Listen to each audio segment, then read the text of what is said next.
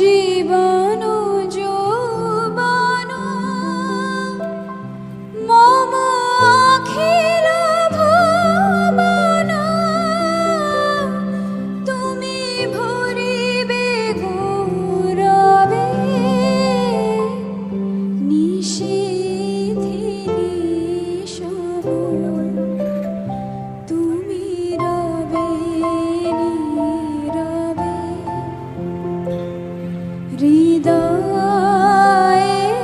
মম তুমি রবে নীরবে নিবিড় নিভৃত পূর্ণিমা নিশীথি নিশব তুমি রবে নীরবে হৃদয়ে মম তুমি রবে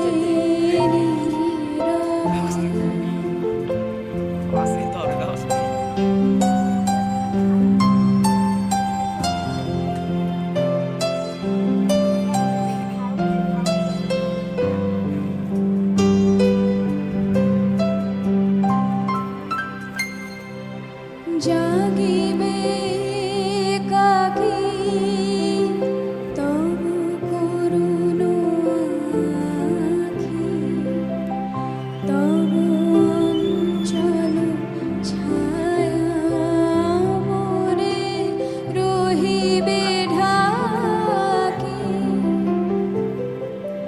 জাগিবে কাকি তবু করুণ আখি তবু অঞ্চল ছায়া মোরে রহিবে ঢাকি মম দুঃখ বেদন মম সফল স্বপ্ন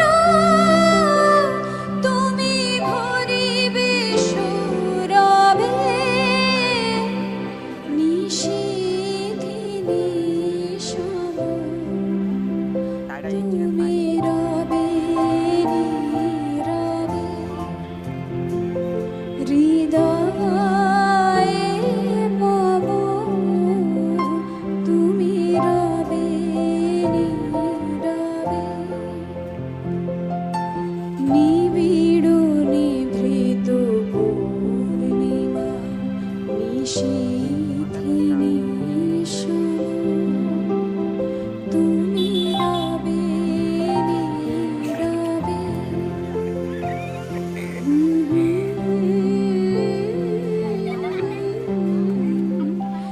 তুমি রবে নীরবে।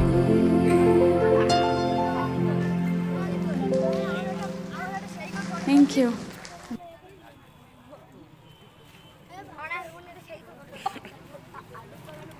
নমস্কার,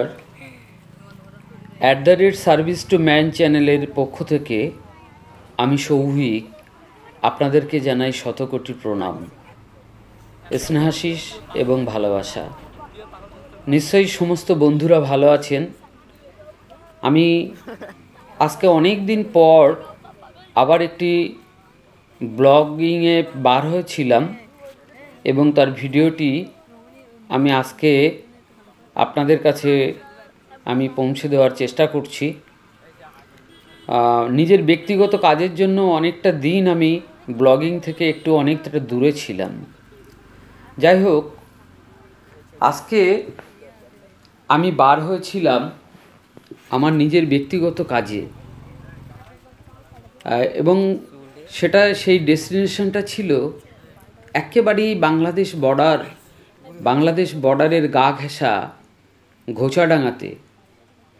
আর সেই ঘোচাডাঙ্গা যাওয়ার পথে আজকেও পেয়ে গেলাম একজন মানসিক ভারসাম্যহীন একজন পথিককে, যিনি রাস্তা দিয়ে সত্যি খুব মলিন পোশাকে ঘুরে বেড়াচ্ছিলেন।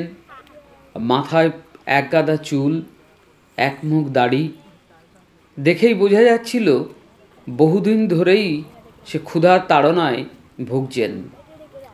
আমি দেখে অবাক হয়ে গেলাম, কিছুক্ষণ আগে বৃষ্টি হওয়ার পর রাস্তার মাঝখানে যে জমা জল, সেই জলটি সে দুহাত ধরে তুলে নিয়ে চুমুক দিয়ে মুখ দিয়ে খাচ্ছেন।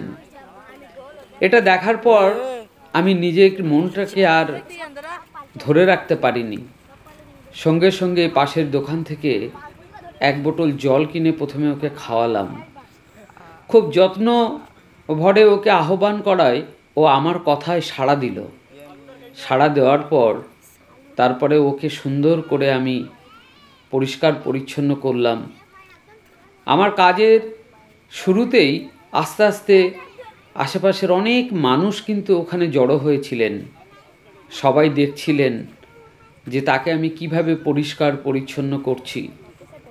তারপর পরিষ্কার পরিচ্ছন্ন করার পর ওকে আমি পাশের দোকান থেকে যৎসামান্য কিছু খাবার কিনে এনে ওকে খাওয়ালাম।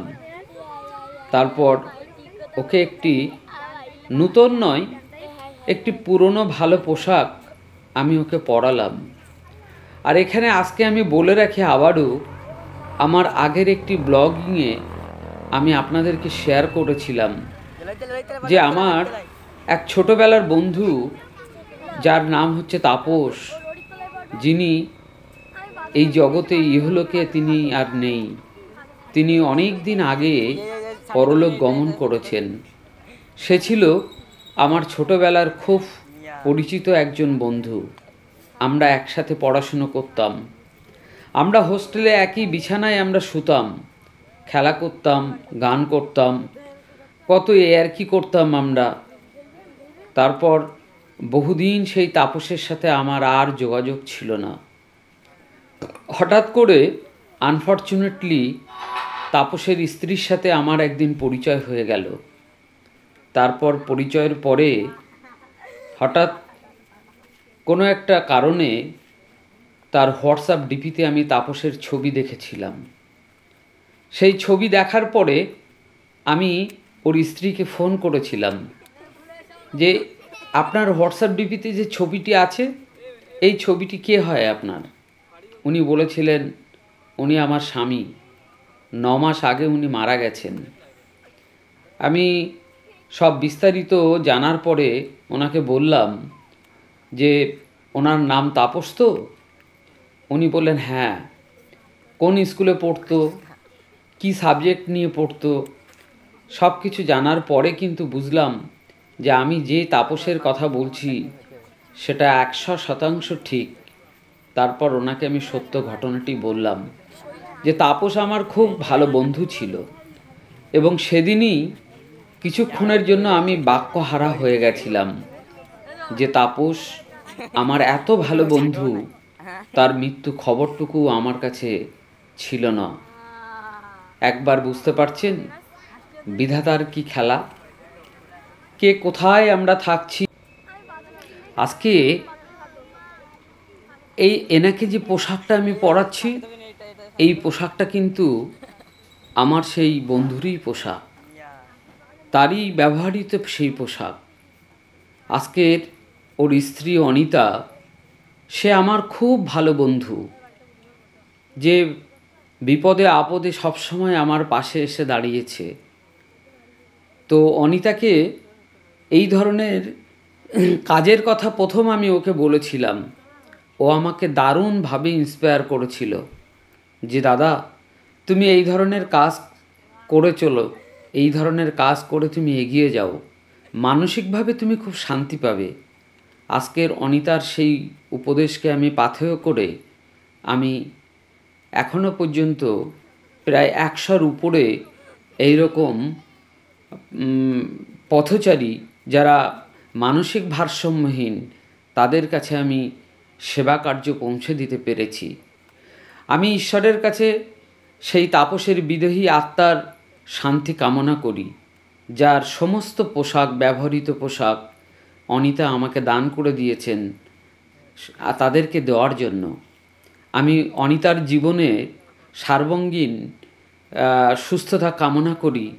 আগামী দিনগুলো যেন সে খুব সুন্দরভাবে সাবলীলভাবে সুস্থভাবে এগিয়ে চলতে পারে। তাপসের রেখে যাওয়া একটা পুত্র সন্তান সে যেন আগামী দিনে খুব সুন্দরভাবে মানুষ হয়ে সমাজের দেশের দশের কাজে যেন আসতে পারে, ঈশ্বরের কাছে এই কামনা আমি একান্তভাবে কামনা করি আমি।